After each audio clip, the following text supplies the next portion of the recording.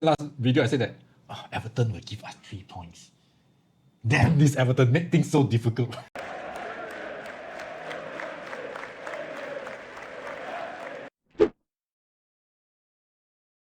It's our 5th win under Carrick. 5 wins, 1 draw now. Yeah, things are very rosy at the moment. A bit too rosy, not used to it. Yeah. Right. But it was a very tough fought victory right, against Everton. Everton had their chances also. Yeah, and United didn't play exceptionally well. Not as fluent as the previous few games. Maybe they figured us out already? Or is it just because Everton and Moyes? I think it boils down to 2 factors. First is they figure out that they shouldn't give Casemiro, Kobe Manu, Bruno a lot of space. I think we have been saying that all of United's attack goes through Casemiro and Manu. But I think this time around, their players were very hardworking. They closed down very fast.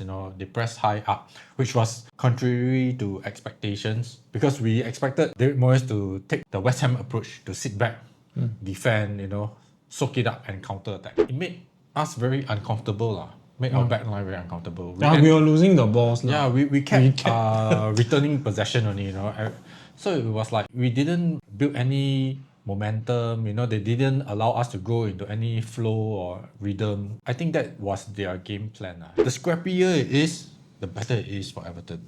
More chances for it. They decided to make it as scrappy as possible. Everything that is contested So I think they had the fitness level to do it, and then they had their secret tactic, the WWF corners. I like the corner. I don't know if they learned from Arsenal or who but I like the. They got the haram corner. And also, it was not helped by the fact that Lisandro Martinez was unavailable in this match. Martinez has been spraying fabulous balls from the back, spreading the play very well. And that was the reason why Bruno was not required to come back, to play forward balls. But now Lisandro Martinez is not there, which was out of our expectation. We expected Maguire to be missing, right? Because we didn't know the previous game, right? Yeah. Yes. Because Maguire was injured during the West Ham game. Hamstring. Yeah, and then we were speculating, who's gonna come in for him? Yeah. Right? Yeah. And then we said Euro. Yeah, Euro indeed did play but it was not for Maguire but for Martinez instead. And so I think that affected us quite a bit because if you watch the past few games, Martinez is like almost unpressable. He has so many instances of him turning away from pressure, playing intelligent balls, accurate long balls and stuff. But all this was missing in this game. And I think Everton found it very easy to press us. Euro, I'm not saying that Euro did bad.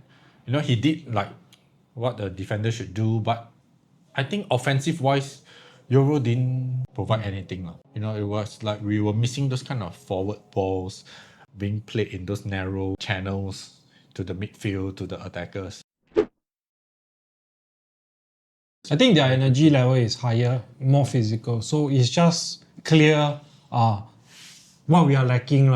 Yeah, something that the team needs to work on because they are so much more physical and then they can press with high energy. You can tell that from our players, right? When they reach a certain time, the energy level falls off. We just cannot get out anymore. Yeah. It makes me wonder.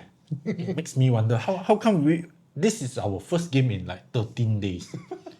And then we are supposed to be like super duper well rested, right? And we kind of like got outrun by Everton. There were reports of Michael Carrick reducing the training duration and stuff. Some fellow fan channels were saying, like, do we really need so much rest? Are they going on holiday, like 13 days and stuff? It's kind of surprising for me that we are losing out in terms of energy level. Yeah. It's so crowded in the middle. In the middle. And then the space between the midfield and the defense is so tight. I don't see any space that you could really play from there. So actually, Carrick should look at other channels.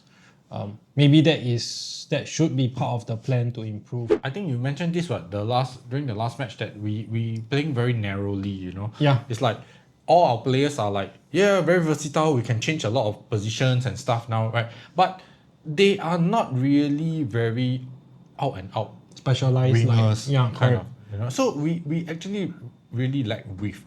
But I understand that with this setup that Carrick is he's going with, right? He feels that he doesn't need it. Because even if we have wingers, we have no one to cross to.